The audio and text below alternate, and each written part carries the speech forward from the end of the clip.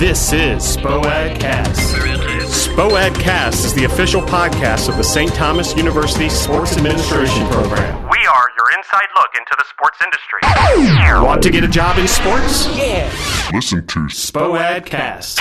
And we're back. Again. I'm your host, Trevor Graham, alongside Mr. Jason Fowler's in the house. How you guys doing? Oh, it's good to be back. How you doing? I'm exhausted. I've been setting up a tennis tournament over at the law school, so I've not been sleeping. And Enlighten me on your tennis tournament. I've been on the phone with like Pepsi, Coke, Publix. I mean, we've been trying to get. I'm not a fan of Pepsi. I can't drink it. Me neither. I'm a Coke person. Me too. Like, that's definitely if I have one. That's where I'm going. Exactly. It's less sugar, so I prefer the taste. Well, I don't know. 10 times better taste. Yeah, but anyways, yeah. how's the tournament? It's good. It's along? good. We've just been trying to get money going the right place and make sure that the money's there, and then purchasing the things that we need to purchase. So it's just been like a hectic process and things like that. It's hard to get a project off the ground that hasn't ever existed before. Right. Kind of like this. Yeah. No. Absolutely. Yeah. I mean, it's like I'm like doing a whole bunch of firsts. You're a trendsetter. Here. Yeah, trendsetter here at St. Thomas. Trendsetter Fowler. So. It's a fun project. I think we'll make a little bit of money on it, and then which will be good for our club, good fundraiser for the Entertainment and Sports Hall Society. Over at the law school. At the law school. And you have Dean Ray over there. Yep. Kind of headlining the Yeah. event.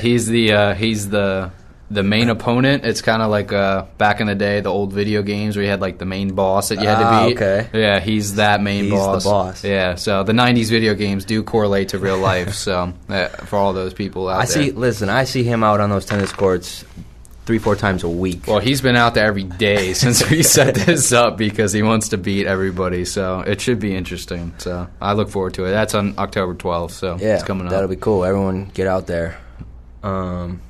Big news coming out of St. Thomas. Mr. Andy Ellisberg, the longtime assistant GM of the Heat, recently got promoted to GM. Got the nod. So that is awesome. A big congratulations to him. Yeah, we're all proud of you, man. I hope he's listening. It's awesome, yeah. That's a great job. And now the new assistant GM, also a St. Thomas University alum. Yeah, we just keep churning them out. It's like a feeder program for the Heat. It is. The Heat, Dolphins, even the Panthers, I hear these days, we have people all over the place.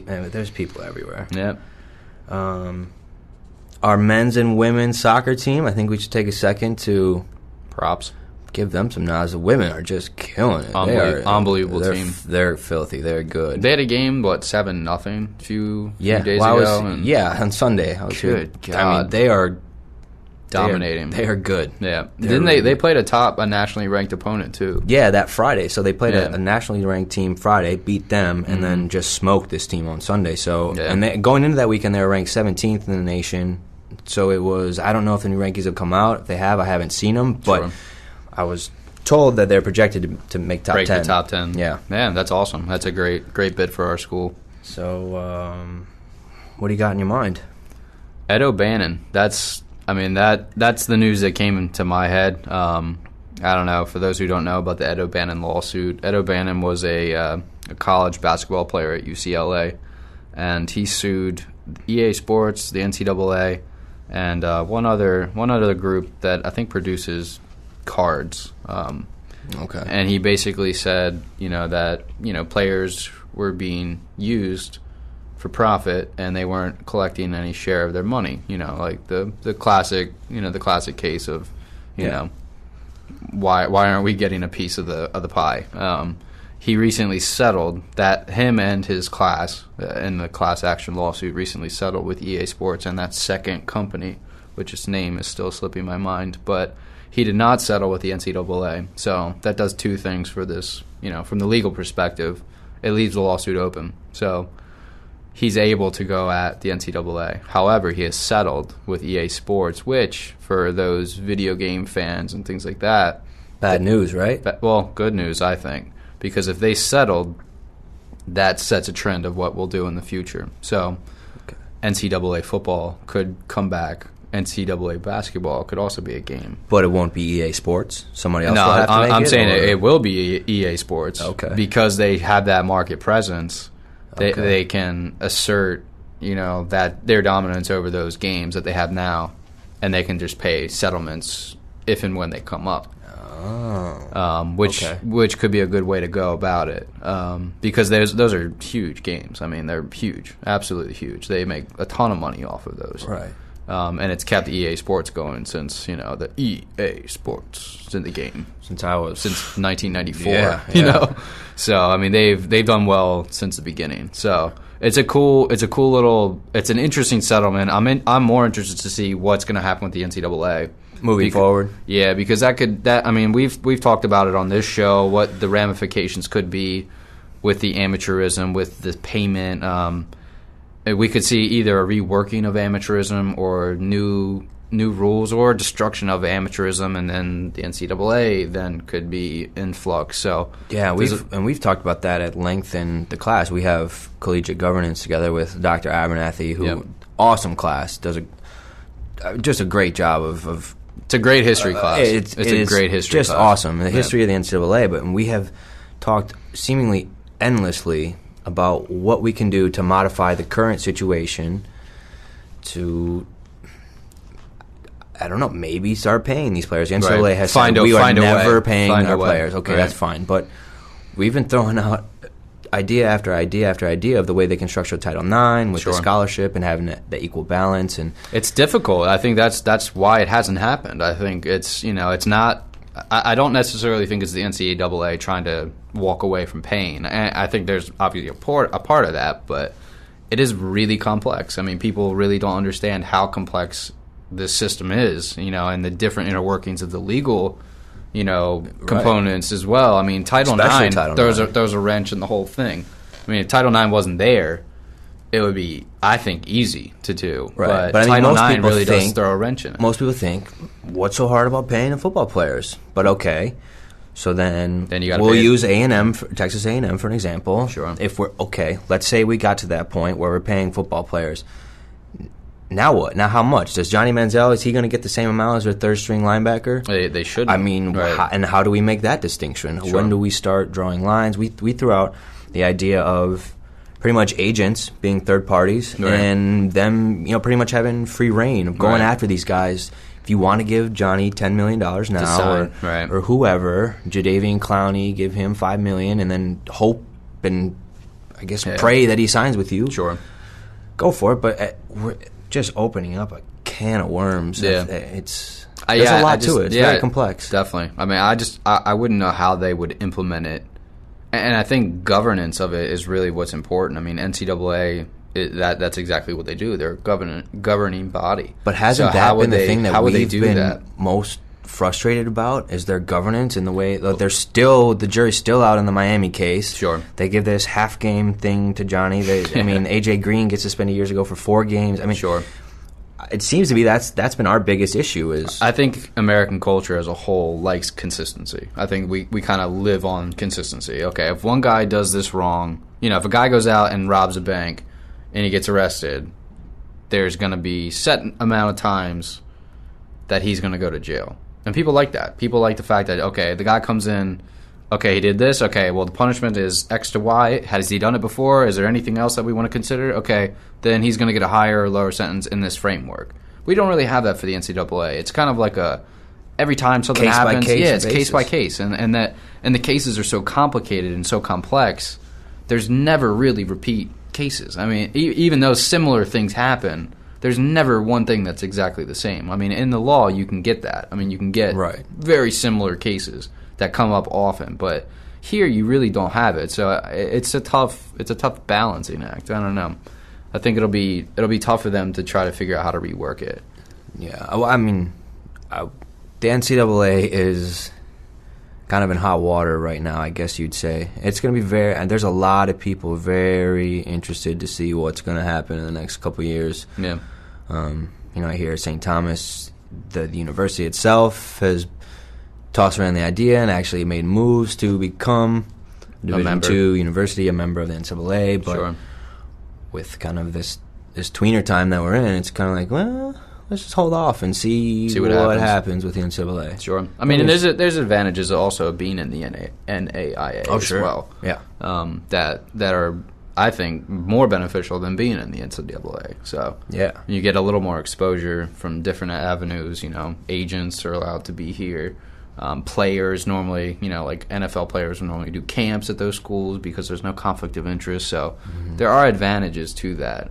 So I don't know. I think we'll see where St. Thomas goes, but it will depend on what happens with the NCAA. I think for sure.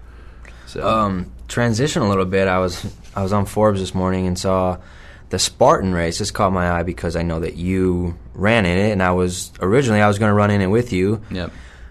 The Spartan race, they're making a push for that becoming an Olympic sport. Now, I'm sure many of our listeners don't know what the Spartan race is, so you should probably begin by explaining what is this race, what this voluntary death race is. And if you think, based on your experience, do you think it's something that could catch the national attention and a global attention and make it a national, Olympic sport? I think so. I mean, it was the most intense thing I think I've ever done in my entire life to begin with what the race is. I mean, there's 3 different levels that they do across the country. They have a 5K plus, which is like 3.2 miles ish. Mm-hmm. There's 8 plus, which can go anywhere from 8 to 10, which is the one I did. That was here in Miami. And then there's a 15 or a 12 to 15 race as well. And at each of these races, they have competitive heats where their people are like running like crazy. They're going as fast as possible, going through. And basically, it's a huge, huge obstacle course. Like, I mean, I found that when I ran the race, every half mile, I then had to do an obstacle and then run another half mile and then do another one and then ran another half mile. And these are things like jumping over burning logs. Yeah, burning logs. I ran through a pit of electric wires with water under it. So, dude, it was tough. Like, it was not easy. Like, I mean, I remember when I was running it, I was just like, you just run your pace. It doesn't matter how long you take. Just go in pace and finish the race, and then you can go die later, Right. But I would have been thinking, what are you doing out here? Yeah, no, I mean, I got to a point, I remember I was in the woods when I was running the race, and they made a path through, we were at Aleta State Park on, 163rd? Yeah, 163rd. Uh-huh. And we were running through this, like, trail that was set up through in the woods in Aleta State Park. They had, like, some sycamore, like, trees set up or something. And I'm running through the woods, and no joke, it was, like, 4 or 5 miles in this woods, and it was just like a mouse maze. Like, you were just going like up, down, and you would see people in the distance like running in a different direction, and you're like, okay, like should I go that way because I'm not really sure where I am, but I'll just keep running forward and hope I get out of the woods. I got out of the woods, and you know me not to be a very spiritual person, but I broke down, like fell on my knees, and I was like, thank God I got out of these woods. Like, I was so ecstatic to get out because I was like, I'm lost in a maze right now. Like, and the Minotaur is going to kill me at some point, Like, the Minotaur will jump out and just eat me, and then I won't have any way of getting out, But it was really cool. Like, we had to do, they did skill challenges with, like, balancing where you had to, like, balance on very thin boards, like, for a path, and then if you fell off, you had to go back, and, you had to climb rope, and you had to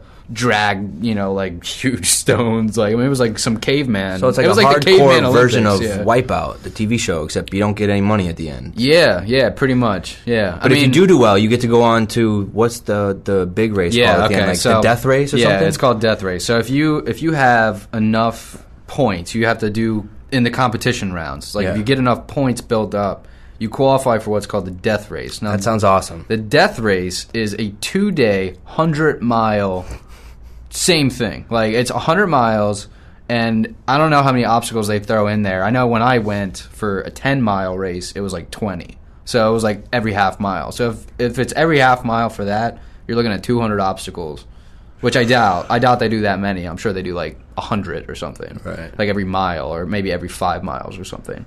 But it's really intense. I mean, I feel like, people sit there and they watch long-distance marathons, like, in a stadium. They watch, a very small Kenyan lady, like, run around in a circle for, like, 8 hours. Right. You know what I mean? That's like, true.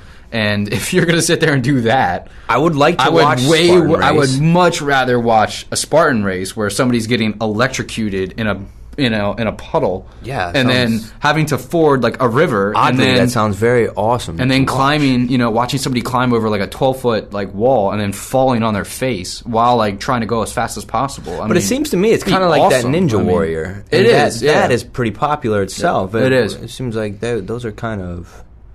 A Spartan race is clearly like it's more intense. I think than Ninja Warrior running. But I mean, it is. It's to the same effect. I mean, I think if they actually picked up Spartan race on TV, at least for the competitive rounds, it'd be incredible. Which it sounds like they are. The article was saying they're projected to net $60 million in revenue, and a lot of that coming with TV sponsorships. And well, they sponsored with Reebok recently. I think that was the first one that they got, and then. I know when I ran the race, they had not had the Reebok sponsorship. I think the only sponsor they had was like a soap company or something. That it was like a joke because like you're going to be so muddy that you're going to need to clean yourself off. And that was only 2 years ago. That was 2 years ago. Right. Now, since that, I mean, since the time that I did it, they have gone to Red Sox Stadium. They have done a Spartan race in the stadium. They've done it in the Mets Stadium in New York. They have hosted all across the country. I mean, when I did it, it was like very new. It was a very new process. It wasn't like it had been that old. I think Spartan Race is only 3 or 4 years old. But is it something that can? Do we need it's going to be individual sport. It's going to be like it's like it's like teams out of this. You could do team. I mean, it could be like cycling and the fact that you have teams. Okay. Or it could be individualized. And. I would watch either one, honestly. I mean, having done it, I can say the guys who ran the times that they were winning the race in the competitive round, I was like, wow, that's really impressive because you beat me by like 45 minutes, or you beat me by a huge margin. You know what I mean? And I mean, I'm not saying I'm like a super athlete, but to beat somebody that badly, I mean, these are freaks. They're freaks of nature. I mean. Really strong, really good endurance skills. It would make for good TV. I think they really could if they covered it the right way. I think it could be incredible. That'd be cool. Yeah, it's better than wrestling. Oh yeah, for sure. And since we're getting rid of that, maybe we'll add on Spartan Race instead. Okay, I gotta tell you this. Again, Forbes just came out with a list. They did a breakdown pretty much of MLB attendance this year. Oh, cool. For all major league teams, and they had a lot of bullet points of highlighting. What do they do? Like how many numbers? Like how many numbers, or is it just a lot? Just like percentage of sellouts, or just different things. And there's actually a lot of records set. Like the Pirates, they're having such a great year. They're setting a franchise record, and a lot. Sure. Two notable ones stuck out to me. Sure. One are these Marlins here. Yeah. Did not sell out one game this year. Not one. Not one of their 81 games did they sell. They didn't sell out a single the amount of tickets they have. Not one game. Not one game. Not one game. That's hilarious. The San Francisco Giants sold out 246 consecutive games. So that's multiple seasons then. We're looking at season and a half. Yeah, like two seasons, 3 seasons, 3 seasons. Something. Yeah, I mean, if we're talking 81 games, about 3 seasons. Yeah, about 3 seasons. About 3 seasons, yeah. Straight. Not one. And there was a marquee matchup where we had probably the two best young players in the game right now. Fernandez and Puig. Going head-to-head, Puig and Hernandez. In Marlins Stadium, which is in Little Havana, which is Cuban dominated by Cubans, and those two players are... Cuba's pride and joy at this point. So it's like, wow, what is this team going to do? I mean, they're not going to sell out. Clearly, is what they're not going to do, nor they're going to make any money. What's interesting is I mentioned that to a couple of people before this, and they said, "Are you surprised?" And I got that a couple of times. Like, well, yeah, actually, a little bit. I am. Like, you have 81 chances to sell out one game. Yep, can't do it. And I'm not saying that the stadium was full for one game. You just sold the tickets. Right. Yeah, I mean, not only that, but I know in the NFL, a lot of times they buy back to sell out. I mean, I know they have TV issues there, but you're telling me the Marlins couldn't do that for one game just to not look terrible? I mean, but I don't understand that. What direction is this franchise going? Well, I mean, clearly there is still bad blood between the city of Miami and the people in Miami with that stadium. I mean, that is clear. That stadium was a huge issue when it was built because of all the money that went into it. And I think Gloria has just fans, rubbed everyone the wrong way at this point. You know, between that, the mass exodus sell off, you know, all these things stacked on top of each other. I mean, if you're a fan, why are you going? I mean, and you think of it this way. I mean, most people in Miami, they're not baseball people. It's not like New York. No. It's not like Philadelphia. It's not Boston. You know, even Baltimore. It's not Baltimore. It's not and Miami Baltimore. does get a bad rep for having fair weather fans. And when I first moved down here, that's what I really thought. But now that having been here for over a couple of years now, they actually do have a pretty solid fan base. Like the Dolphins fans are huge. The Dolphins are huge. Huge Dolphins fans, and they've been terrible. Same with the Heat. The Heat is kind of, you gotta give a little room there because everyone likes the winners and everyone likes LeBron. So a good percentage, I'm sure, is that. But they're actually good. There are good sports fans down here. Just not all across the board. But what are the Marlins going to do? I don't know. I mean, they're not going to go bankrupt. I can tell you that. That's for sure. They won't let that happen. But I mean, that's the thing. I mean, the city has put themselves in a position where they have invested heavily in this business. And because of it, the Dolphins don't get their stadium upgrades. Exactly. No Super Bowls. I mean, there's a domino effect to this. Yeah, absolutely. I mean, and that's going to be felt in the South Florida area. Like, you're going to have at least 10 years without a Super Bowl down in South Florida. And, I mean, I came down here for the last one in 2007. That was here with the Saints and the Colts, and it was unbelievable. I thought Miami did a great job. Presentation for the city. I stayed in Coconut Grove. I mean, I had a great time. But the city is not going to understand the ramifications of that deal until there isn't a Super Bowl here for a long time. And I can tell you right now, with New York getting a Super Bowl as well, we're looking at other cities in cold winter climates, if this one goes well, that are going to also go for bids. I'd like to see Lambeau get one. Absolutely. I mean, but that's the reality is now, because we're now going to do winter Super Bowls, like cold weather. Yeah. Where's Miami in this? I mean, where are they going to fit in? Well, now we're behind San Francisco because they're going to get one in their new stadium before we will. Yep. Dallas is going to get one. Houston's going to get one. Atlanta's going to build a new stadium. They're going to get one. Yep. And there's even talks of DC getting one. You know, and that's open stadium in a relatively cold area as well, you know.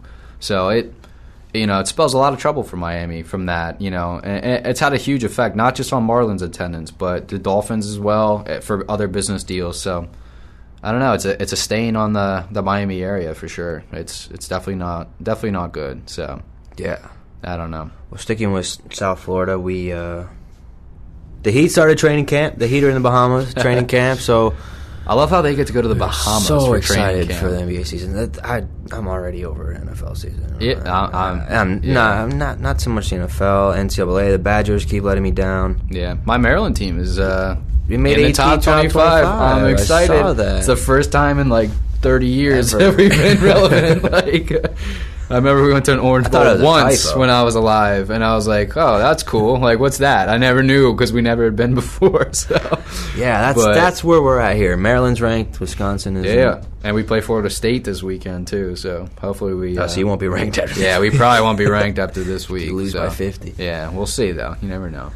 And then also, really catching a lot of steam now is it looks like it's going to be finalized that Beckham is going to bring a team down here. I was reading a few different articles this morning. It was saying it looks to be like it's going to be a for sure thing to bring that MLS team down here. Well, I mean, like we've had multiple bits on the MLS expansion. I mean, we're looking at 4 teams. How could they not bring a team to Miami? I mean, it's just such a big city. I mean, and also Orlando, it's such a big TV market area as well. I mean, I don't know how they couldn't do it. Tied in with that, which would help the Miami market, is at Orlando, I saw they gotten approved for a train station. Yes. That, I got to imagine that'll help. That's private. That's a private enterprise, because I know that there was a government project set up to have a unified rail system throughout Florida, but it was turned down by our governor, and now it's a private project. But they're trying to link up Tampa, Orlando, Jacksonville, and Miami, so it'll be like a T shape. line, which would be great. I mean, going to games or Disney World or any, Orlando sites, or even going to get on the road with these people. Oh, I know. I mean, it's the safest possible scenario is to be on a train. So that would help. But yeah, it looks like so his investment team, I was reading, met with a group of architects and also students at the University of Miami who are learning to be architects. Cool. It's a great opportunity for them. Yeah, too. And pretty much said we need a stadium between 18,000 and 22,000. It's got to be covered. To me. Yeah, sounds like soccer. It's got to be covered, and they're projecting costs anywhere from 70 to 85 million. I feel like that seems fair. So. Yeah. I mean, for a small stadium, I mean, it's not, you don't need big offices or, there's very limited luxury boxes and those types of things at those soccer stadiums. So the stadium issue is the number one issue, as one article said. Got to going down here. FIU is the current choice. For, like, the interim. Yeah. Until they build a stadium, you're saying? Well, yeah, I mean, it sounds like they just really want to have a just soccer stadium. Sure. They should. We don't have to share with universities. And I think that would be better, too, because then they could host, when they have the International Cup, the Gold Cup, or not the Gold Cup, but the thing that Miami did at the Dolphin Stadium with all the different club teams from around the world. If they had that there, they could split, between the two. So I'm assuming that our boy Mr. Ross is getting in on that deal too. Yeah, he's throwing his hat and his name in the hat. He would. That's smart, though. Investment opportunity. Yeah, it's a smart way to go, because if they can have an alliance with that stadium and Sun Life, they can split games up. They can have multiple games going at the same time in the same city. But I'm curious how much you think it would cost. I mean, Beckham has $25 million. We know that to throw in. Right. How much is it going to cost to start a franchise, do you think? I mean, do we have any rough estimates? I don't know. I mean, there hasn't been an expansion in a while, so it would be hard to value like what a cost would be. But I know a lot of the leagues have startup costs as well. Like they have favorable loans and things of that nature. And if it's a character like David Beckham, I feel like he's going to get the loan for the project. Right.